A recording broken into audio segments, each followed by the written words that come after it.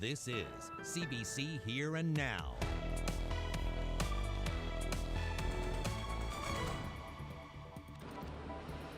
Calling someone a hero can sometimes feel cliche, but not when you're talking about this man. His actions on this very spot 5 months ago put his own life in danger while saving the lives of 4 teenagers. And last night, he got a medal for it. We'll hear his harrowing story coming up. Good evening, I'm Anthony Germain. We're going to get right to our top story tonight. One Indigenous group pitted against another. The Innu Nation is again challenging the Indigenous identity of the Nunatuavut people of Labrador. Ottawa and the Nunatuavut Community Council signed formal documents last month, and at that time it was called a significant step forward in their relationship with Canada. But the Innu Nation is now calling on the federal court to undo that agreement. Here Now's Jacob Barker has been following this story, and he joins us now live. Jacob, what can you tell us about this court application?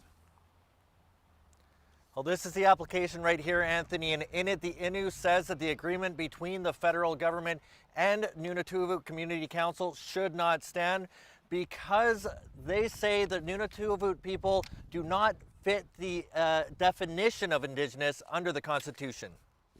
Nunatuavut members identify as Southern Inuit, and the court filings point out that no Inuit organization such as Inuit Taprit Kanatami has recognized NCC as an Inuit group.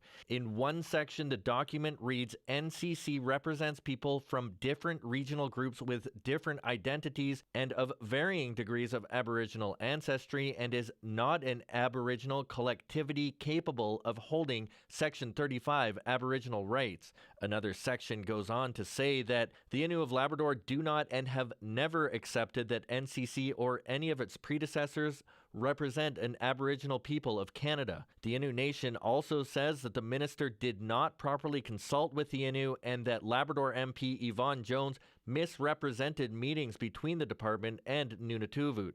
It also outlines concerns that if the federal government recognizes a Nunatuavut land claim, it will diminish, delay, or displace the land claim that the Innu have been negotiating for decades. CBC News spoke with both Innu Nation Grand Chief Gregory Rich and NCC President Todd Russell. Here's some of what they had to say about the case.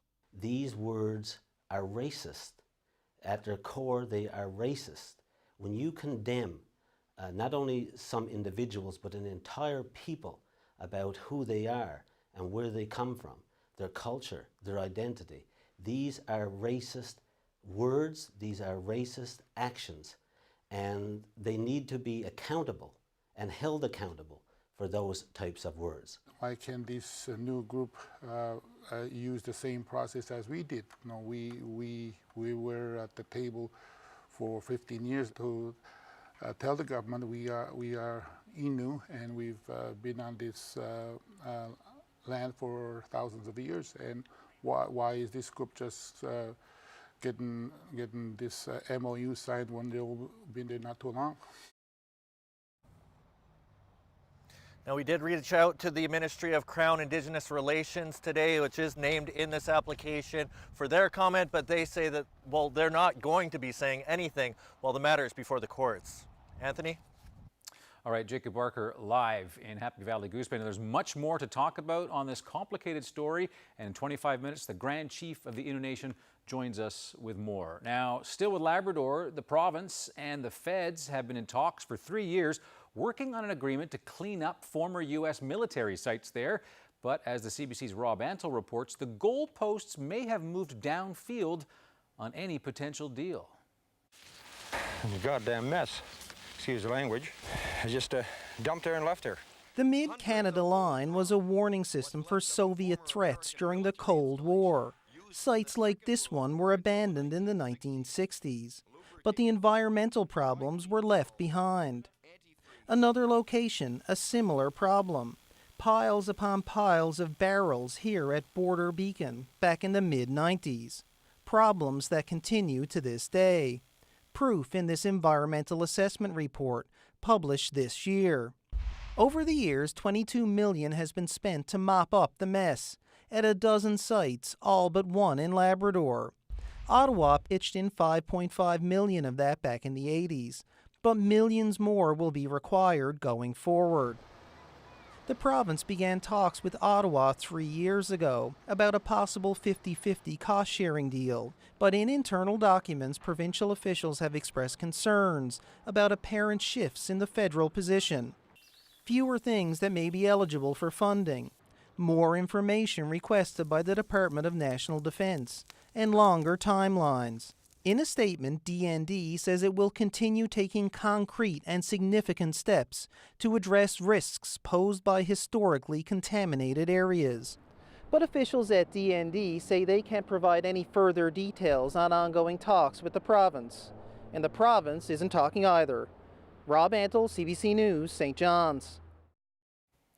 Well, don't tinker with Nalcor, at least not yet. That was the message today from Stan Marshall.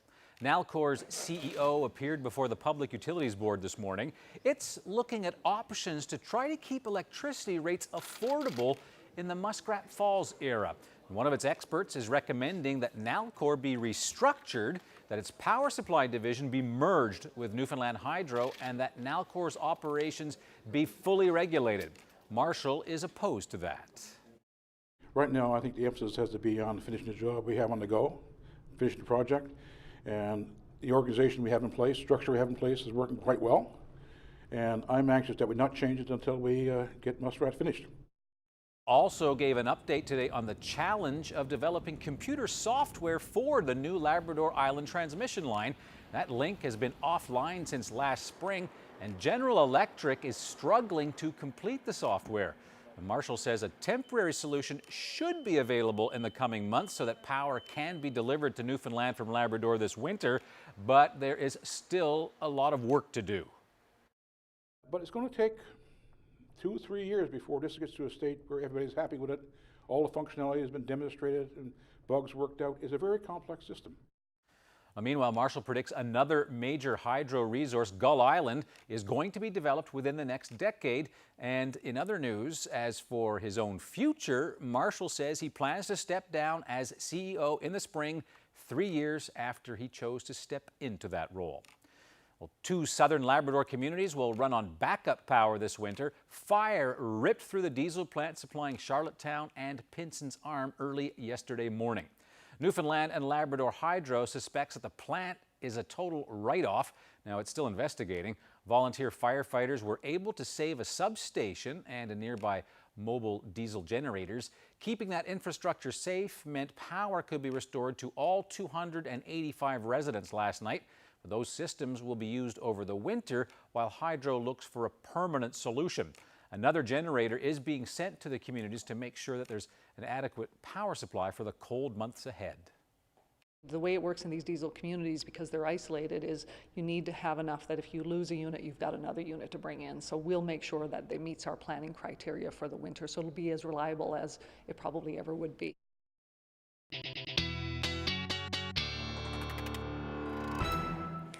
Generally gray day today for most of us. We've got some showers moving through eastern Newfoundland as we speak.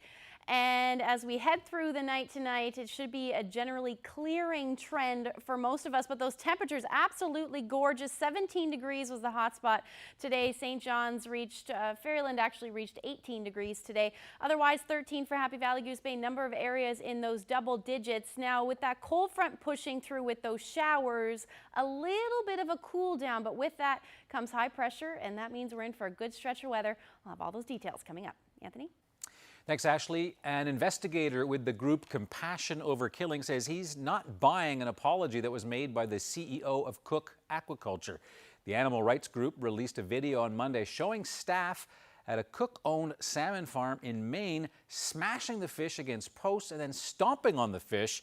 It also shows what the group says are deformed and diseased salmon at the hatchery. The CBC's Preston Mulligan has more on this story, but first a warning, some viewers may find some of these images disturbing. A member of the animal rights group Compassion Over Killing shot this footage at Cook Aquaculture's fish farm in Bingham, Maine. The group says one of its members applied for a job there and was hired, then with a hidden camera shot this footage from January to April of this year. If the fish aren't fed enough, they'll actually think the little pupil of the other fish as food, and they'll come after it and they'll peck the eye out. The animal advocacy group alleges some of the salmon at the hatchery suffer from fungal infections and spinal deformities, that they're improperly anesthetized before being injected with vaccines. Vaccinating stresses them out, takes its toll on some will die off. So once you vaccinate them, it takes them like a week before they start eating again. Cook Aquaculture has salmon farming operations on 4 continents, including on the East Coast. It's currently applying to expand its operation near Liverpool, Nova Scotia.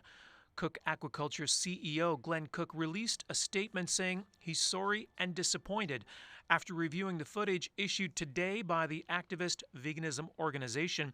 It appears that unacceptable fish handling incidents have occurred at the Bingham hatchery. Glenn Cook, the CEO of the company, within minutes of watching the video, issued a statement that went global. He is very upset about this. The family is not happy. The acts that the employees took are intolerable. They have been told to change their practices. We have implemented everything we can to fix it. They like to throw the workers under the bus, and they will use buzzwords like retraining, or they'll fire the workers. And at the end of the day, that really has no impact or bearing on the animals who are there living it every single day. The group complained to the state of Maine about what it saw at the fish farm. That state's Department of Agriculture is now investigating a complaint related to activities there. Preston Mulligan, CBC News, Halifax. Well, now to Gander, where a new art exhibit at the Arts and Culture Centre is taking on myths about sexual assault. Now, you'll see shirts and dresses and jeans, each representing an outfit that someone was wearing when they were assaulted. It's a project of the Violence Prevention Gander and Area Group, and the exhibit is open to the public on Wednesday and Thursday afternoon. One of the questions that a lot of sexual violence survivors get asked is, what were you wearing? And that simply puts the blame on the survivor. And so we focused on that issue because we wanted to show in this exhibit that the clothing does not cause the violence. If you look around the room, you'll see that there's so many different types of outfits here. And we all have these preconceived notions about what a sexual assault survivor looks like, or how they may present. And we have biases as well. And these outfits will show you, when you look around the room, like I said, you can see that there's all different types of outfits here.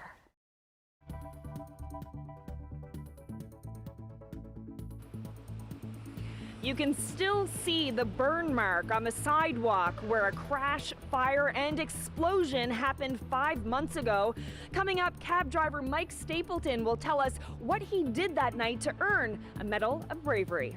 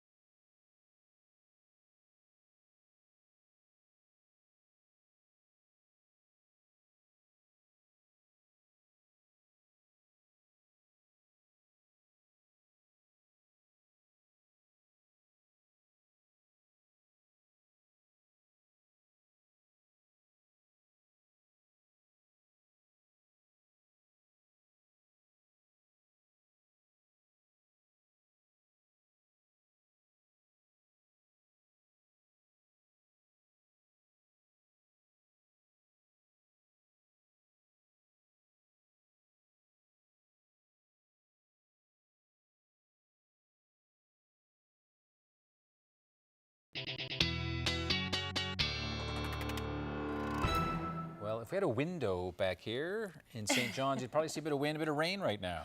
Yeah, it's a little bit wet now. Finally started to see those showers move in that we talked about yesterday through the day. Yeah, but let's take a look at some of the winds. Now, windier earlier this afternoon, but right now we've got sustained winds outside St. John's, about 31 kilometers per hour.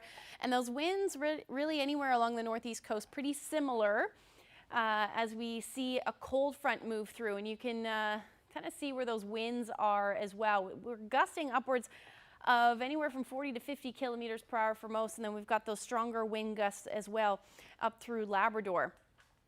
Now, if we take a look at the temperatures, those temperatures are sitting in the teens as we speak. 13 degrees for St. John, same for Badger. Corner Brook sitting around 11 degrees. Happy Valley, Goose Bay at 12. And Cartwright right now sitting at 11 degrees. So if we take a look at this setup, we can see those showers moving through, and then we've got that cold front. So as that cold front moves through, we should actually see some clearing skies and then a little bit of a wind shift. And with the cold front, though, those temperatures are going to drop just a little bit, and that's because we've got a big ridge of high pressure moving in. And that's good news, or that's going to spell good news for the next couple of days for us. So there's those clearing skies. That chance of showers will continue at least for the next couple of hours for parts of the west coast as well. Up through Labrador, going to stay a little bit unsettled. Up in the higher mountainous areas, we could see some flurries with this system. And then generally just staying partly cloudy for the most part with that chance of coastal showers. Even Lab West, you could see a few flurries or showers over the next couple of hours as well.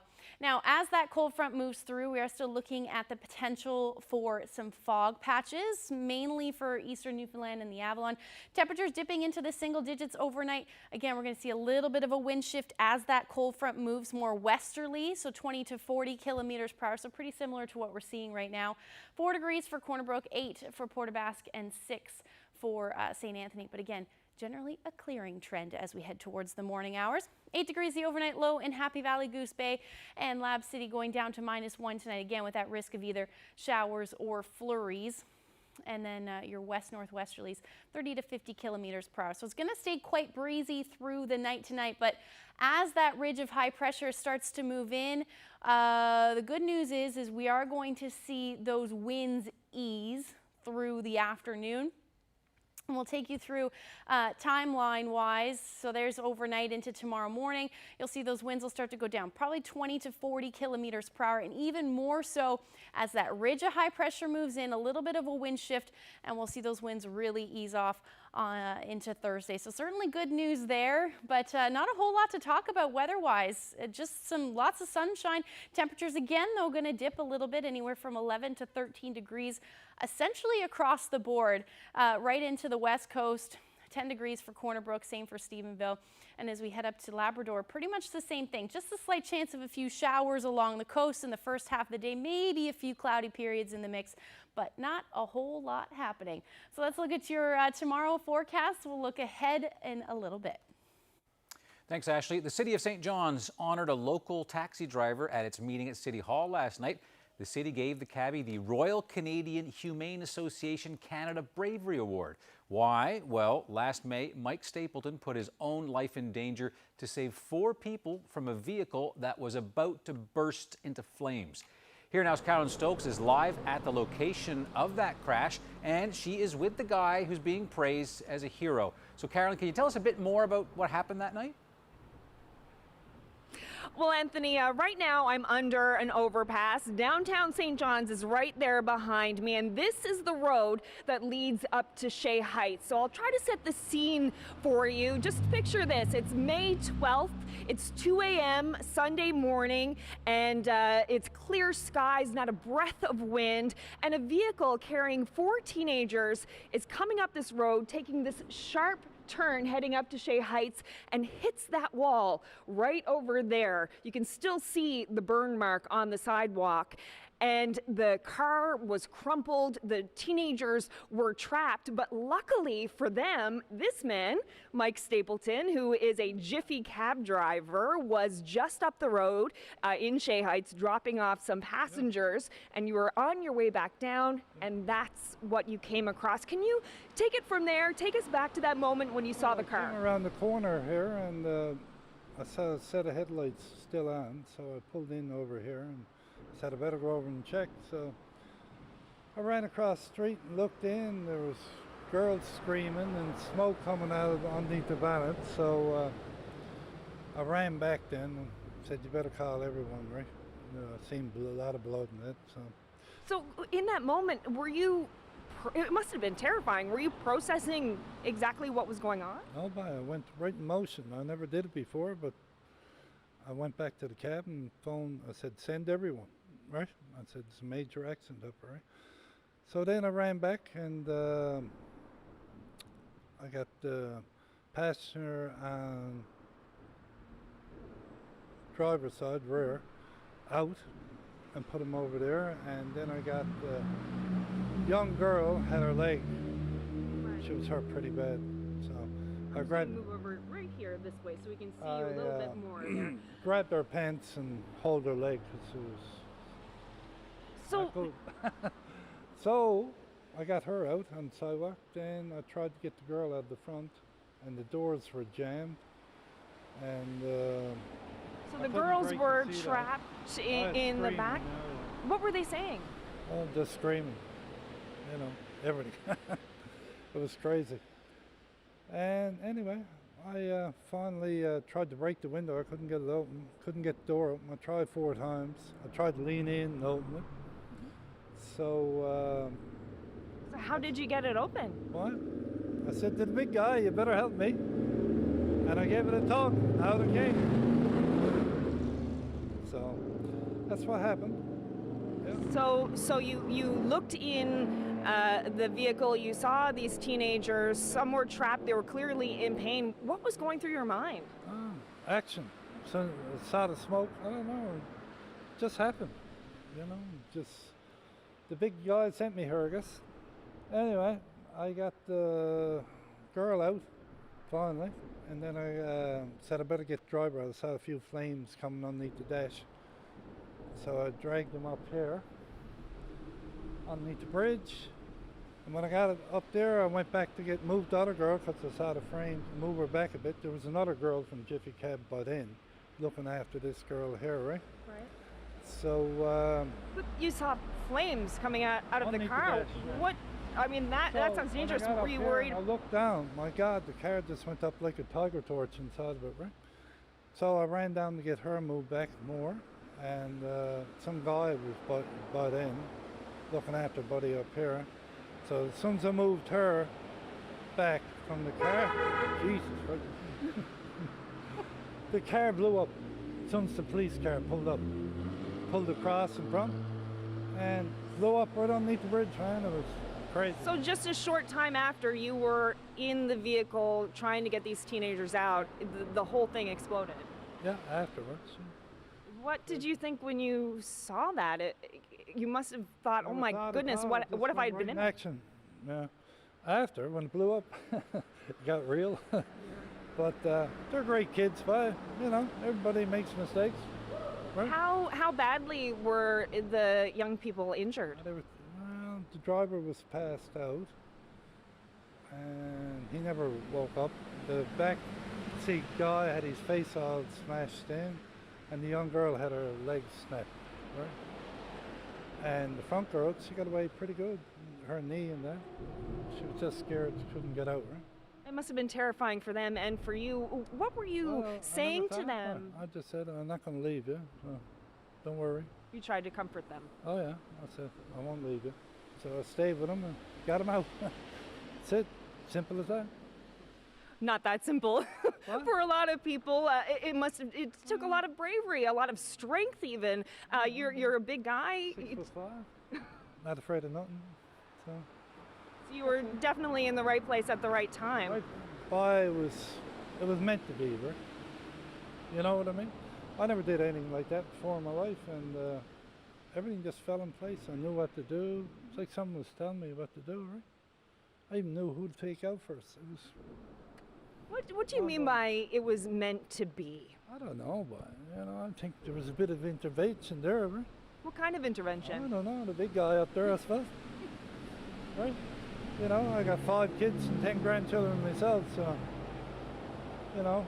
God love them. They're all right now. So. So you have lots of children and grandchildren. So were you imagining, what if it were them in there? Yeah, I hope someone do the same for mine, and yours, and his. It's the real world. Go home, give your children a hug, man. That's it. What did you do when you got home that night? Could you sleep? No, I went home. I didn't even realize I was covered in blood. My wife looked at me, thought I was stabbed. And said, "Where were you at?" Working all night. Figured I got mugged or something, right? So we went in and talked and that, So now you're being called a hero. What do you think of that? I'm a bit humble about it, Right? I did what I'll do it again. Someone needs help. Anybody sees smoke coming out of a car, get them out of it. Right? That's a lesson for everyone. And carry a little knife to cut seatbelts and a little window breaker. You don't know what you're going to come on the highway, in yourself. That's good safety advice. What about the young people themselves? Have you kept in touch with them? Did you speak with them? No, their parents called me and sent me cards, nice cards, saying you're an angel, you were there for them, right? So I'm happy with that, man. So that was 5 months ago. Take me to last night when you got your medal at St. John City Council. I got this phone call from Edmonton. Where? I said, I don't want no medal, the body. Why not? So, well, I'd do it again, But he said, no way, you're getting it, right? Some guy from Edmonton, right? And he said, you really deserve that, 4 people you saved and family's grief down the road. And I said, yeah, you're right, pa. So. Must have felt pretty good. Well, after, and the kids are all right now, and they got to go out and move on with their lives, everybody makes mistakes, man. I did them, you did them, everyone did them. So, everything turned out great. Yeah, good end for sure. Thank you so much for telling us your story of that night, and congratulations on the award last night. Thank you. Well, that's it for me up here under the overpass near Shea Heights. I'm Carolyn Stokes for Here and Now. Fix our land rights negotiations between the federal government. The federal court is being asked to quash the agreement between the Nunavut and the federal government. The Innu Nation will explain why it's taking that action.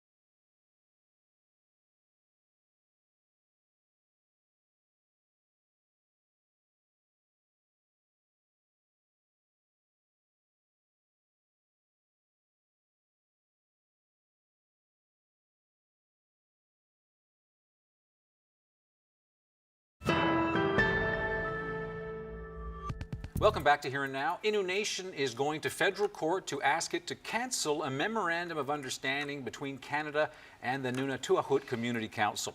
There are many issues at play, but a big one is land. Now, this is what the Nunatuhut claim as their traditional territory in Labrador, and if you note on the map, that takes in the Sheheshi Innu First Nation, where about 2,000 Innu live. And joining me to talk about this legal action is Grand Chief Gregory Rich and Land Claims Advisor Peter Panashaway. Gentlemen, welcome to Here and Now. So what's at the heart of this claim that you're making, Chief? Well, the heart of this claim is basically the land and the rights of the Innu people. The Nunatuhut signed an MOU between Canada. It was very surprise to us, and because it affects our land rights negotiations between the federal government. How does this undermine or address or in some way cause a problem for you? Well, we've been in land negotiations with Canada and Newfoundland for the last 30 years. And we took about 15 years to put together all of the information, all of the research, talking to our elders, looking through history and making sure that we can back up our claim. And that took 15 years. Mm-hmm. And when that was accepted, we then started the negotiations in the process that was outlined. And so we've been there 30 years. And so this new group, this new Inuit group, which just sprung up in the last 2 years. It used to be known as the Métis since 1980, mm-hmm. and prior to that, it didn't exist. And so it's most frustrating for us and to our people because having in these discussions, suddenly we have another group that is sprung on us to have to sort out our differences. Right. Now the agreement speaks about a nation-to-nation agreement, and I think it's important to point out to viewers, your action is against Canada. It's not against the Nunatuhut, right? It's against Canada. Here we are in an election, all this talk about reconciliation. Why? This seems like a fairly drastic step to take. Why was this necessary?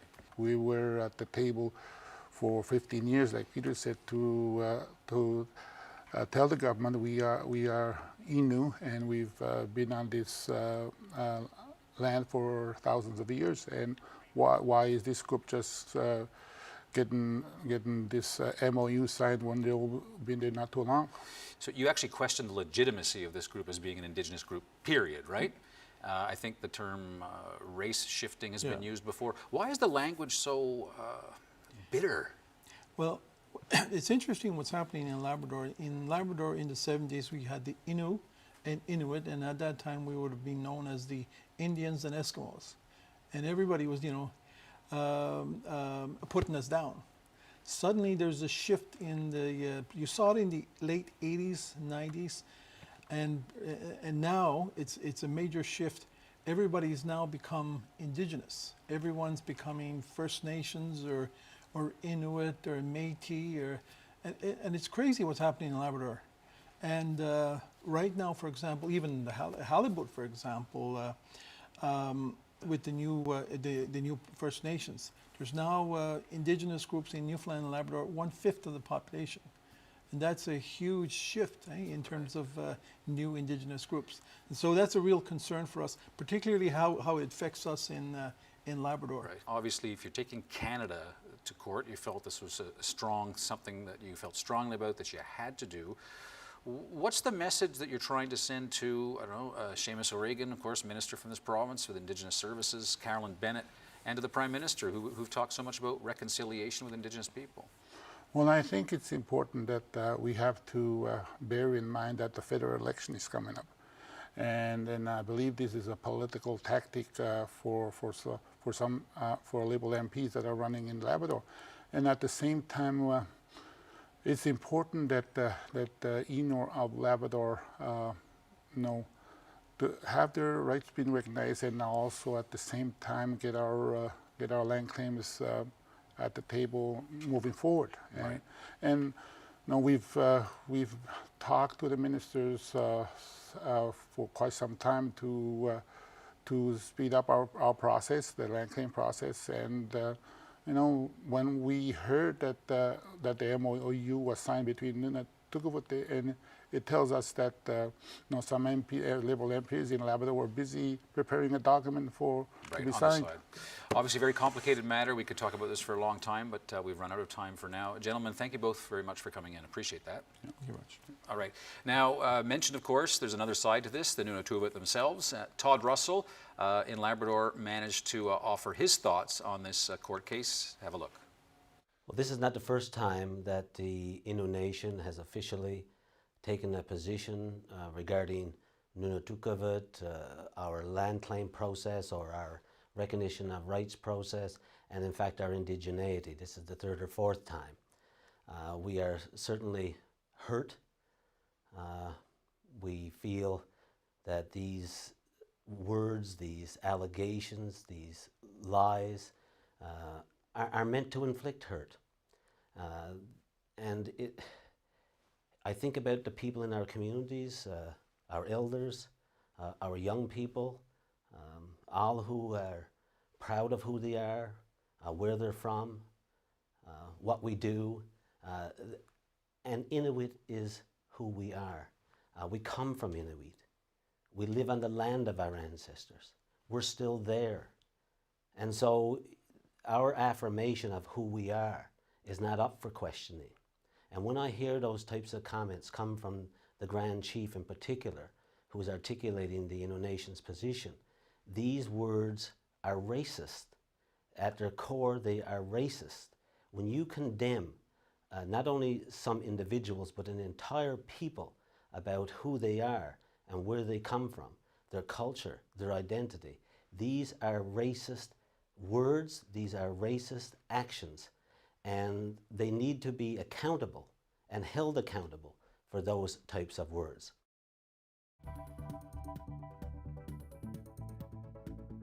One small word in legislation is all that's stopping the City of St. John's from charging a fee to Airbnb operators. And with almost 900 Airbnbs in the city, those fees could add up fast. The details coming up.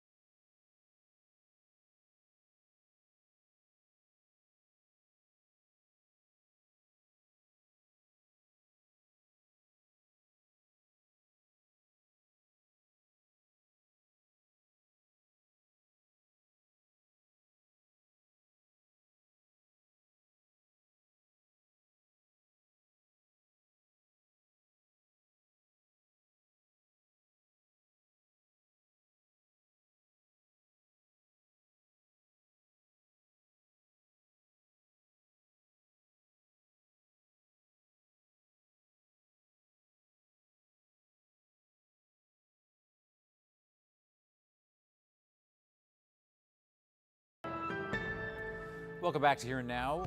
One single word in legislation is all that's stopping the City of St. John's from collecting a fee from Airbnb operators. Now, it's a small change, but with the number of Airbnbs growing fast, it could be worth a lot of money. The city has asked the province to make the change, and both Airbnb and local operators, well, they seem to be on board. But will the government go along? Here now, Zach Gowdy reports. From the outside, there's no way to tell which of these houses is also an Airbnb. But the numbers say there's quite a few. According to analytics site AirDNA, there are 849 Airbnbs listed in St. John's, more than 10 times the number of Airbnbs listed just 3 years ago. Now, the city of St. John's says it's time for Airbnb operators to pay up in the same way that hotels do. Right now, there's a tourism marketing levy of 4% charged to all hotel rooms and registered accommodation rooms in the city. Airbnbs, of course, are not registered. So we've approached Airbnb about having that 4% put onto the bill. The money goes towards marketing the city as a tourism destination and to help pay for the St. John's Convention Center, which draws many visitors to the city, many of whom stay in Airbnbs. Seems simple enough. But the Act, the Tourism Accommodations Act, only permits that levy to be received from registered properties. So we need a change in the legislation. The city has asked the province to remove the word registered from the Act. A small change, but with all those Airbnbs, it could add up to around $375,000 per year. I think a lot of people traveling to St. John's are looking for unique experiences. Local Airbnb hosts are actually on board with the proposal. After all, it's the customer who ends up paying. I think the question I would ask is some of this money goes to Destination St. John's. So is Destination St. John's going to be promoting Airbnbs as a legitimate means of accommodations?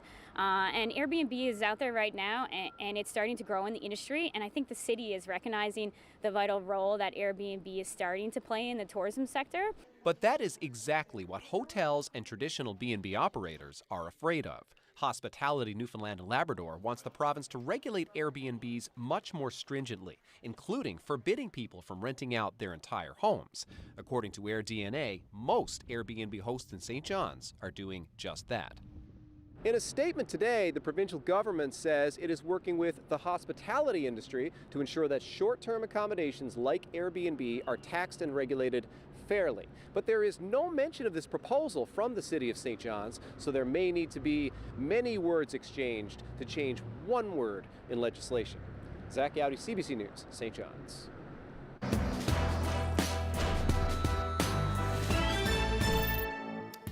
Well, after the big English election debate, despite people yelling over each other, all the federal party leaders were back on the campaign trail today, and some of them trying to follow up on last night's themes. Liberals believe that climate change is a real emergency that we must address now. It's not something we can leave to our kids and grandkids to figure out. These projects are part of a new Conservative government's plan to prioritize infrastructure projects across Canada that reduce commute times. The reality is a lot of young people are faced with massive burdens, whether it's student debt and the crushing interest on top of that student debt, or it's the fact that they can't find housing. We will insist that we not build any new fossil fuel infrastructure because it runs contrary to the very survival of human civilization and our own children and grandchildren. Well, this is day 28, so there are 12 days left for candidates to campaign. And a reminder, Election Day, Monday, October the 21st. But advance polls, they open this weekend, and you can vote at any Elections Canada office anytime. To a horrific story now. 4 Ontario teenagers in custody in connection with what police say is the premeditated murder of a 14-year-old student. The crime took place behind a Hamilton, Ontario high school, and police say both the victim and the accused had been students there. I'll tell you that a 14-year-old male and an 18-year-old male, both from Hamilton, have appeared at the Johnson Pinket Courthouse today. And earlier this morning, a 16-year-old male and a 16-year-old female were also arrested for first-degree murder and brought to Central Station for interviews. The victim was new to the high school, and his mother was there outside the school yesterday when he was attacked with a knife. He died of his injuries in hospital. Police found the weapon this morning near the scene of the crime, and they are examining videotaped evidence from homes in the area. Police remain tight-lipped about a motive or other details of the case. 2 16-year-olds are not yet formally charged. The next court appearance for the 18 and 14-year-old suspects is set to take place on October the 21st. Well, for the second year in a row, a Canadian has won the coveted Nobel Prize in Physics. Manitoba-born physicist James Peebles shares this year's honor with two Swiss scientists. In awarding the prize, the committee called Peebles' work transformative and an understanding of the universe. To award the 2019 Nobel Prize in Physics, with one half to James Peebles. I loved electricity. I acquired batteries and made electromagnets and the like. So from my earliest days, I just loved doing elementary science. Well, Peebles spent more than 50 years studying the solar system as a professor at Princeton. His work on how the universe was formed has been called extraordinary. So now he gets to share a $1 million prize with the two other winners, and he joins the ranks of the world's most influential minds, including Albert Einstein and Marie Curie. Peebles is the 6th Canadian to be awarded this honor. Last year, Donna Strickland became the first Canadian woman to win the Physics Nobel Prize. To South America now, the Brazilian government says the source of 133 tons of crude oil that have been washing onto beaches in the northeastern part of the country is still unknown. Signs of a spill began appearing along the coastline in early September.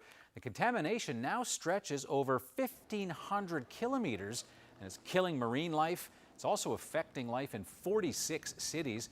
The spill is the equivalent of 23,000 barrels. Testing shows the oil did not originate in Brazil or one of its offshore oil platforms. The government says the cause may be a shipwreck, but it could also be accidental or criminal in nature.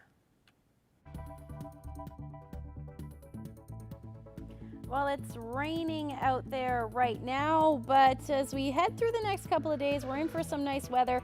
I'll tell you how long it's going to last coming up.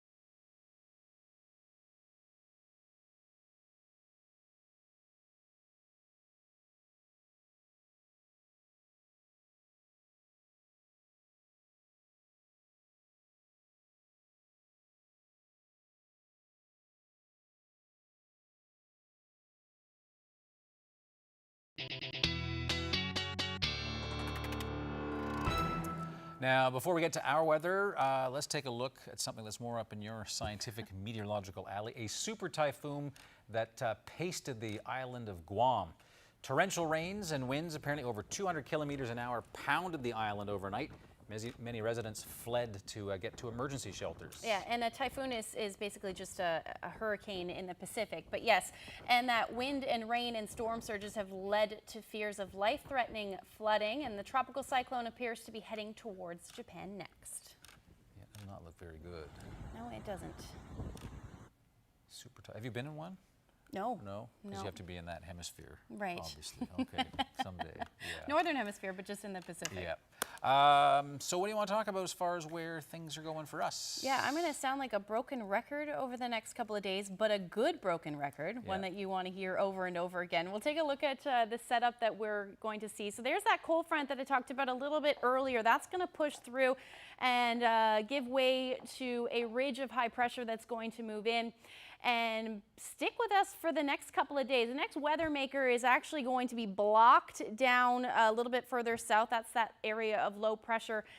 And depending on where this ridge actually tracks over the coming days will tell us how much cloud cover we're going to see or when we're going to see that cloud cover move in thanks to that low pressure system. So you can see this takes us through to Thursday morning. Not a whole lot happening, but you can start to see the edge of that cloud cover. So again, depending on the exact track of where this low pressure goes, if it goes a little bit further north, allowing some of that cloud cover to move in, areas along the south coast may see some of that cloud cover move in a little bit sooner than the rest of us. But again, it is pretty much blocked there. It's going to move a little bit further west, which is what we call retrograding. Instead of normally systems move from west to east. So that's moving back a little bit, but again, overall, not really affecting us over the next couple of days. So here's a look at what we're expecting temperature-wise on Thursday. So temperatures are going to stay somewhere between 11 and 15 degrees. We're probably going to see these temperatures bump up a degree or two every day as that ridge of high pressure really starts to set up. But temperatures up through Labrador, 16 degrees for Lab City, same for Happy Valley, Goose Bay, and then 11 degrees it looks like for Nain. So here's a look at the next 5 days. Overnight temperatures dipping into the single digits, but overall an absolutely gorgeous stretch of weather.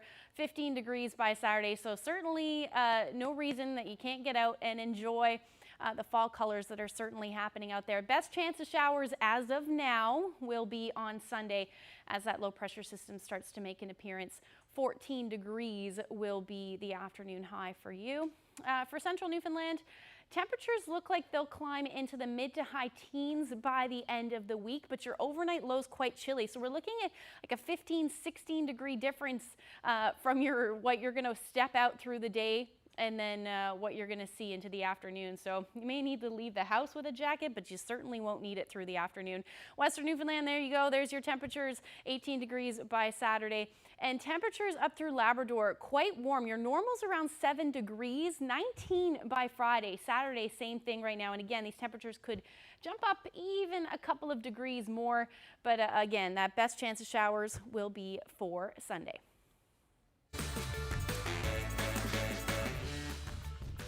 So we want to know where you're to. Take a look at this beautiful photo. West Coast. I'll tell you where it's taken after the break.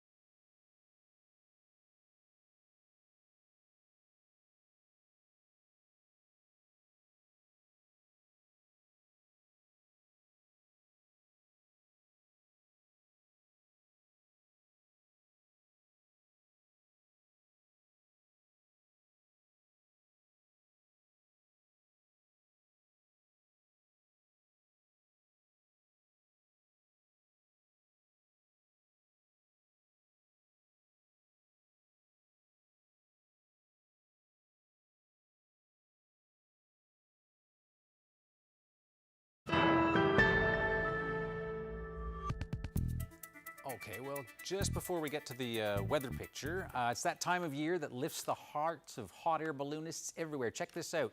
A stunning spectacle lit up the morning sky over New Mexico. Isn't that something? Oh my. Hundreds of balloonists from around the world go to the Balloon Fiesta. And apparently the air currents there make piloting those floating carriages much easier. The city calls itself the ballooning capital of the world. Took a wrong turn at Albuquerque in my balloon. Isn't that fantastic? Wow. Apparently it's getting very popular to ride these inflated balloons. Oh, look at that. That is stunning. That's definitely on my bucket list. Yeah, apparently everybody from around the world into this sport goes there, from the Swiss Alps to the Serengeti Desert. So lots of balloonists. That'd be great. That'd be cool. We should send you there. Oh, sign me up. Choppers, planes, balloons. Have you been in a hot air No, I balloon? haven't. That's definitely on my bucket list for sure. There you go.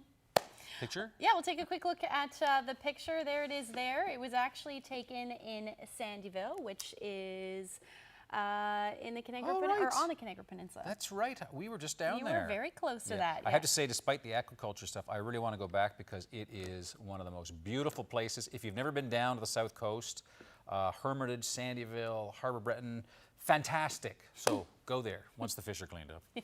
I'll see you. Good night.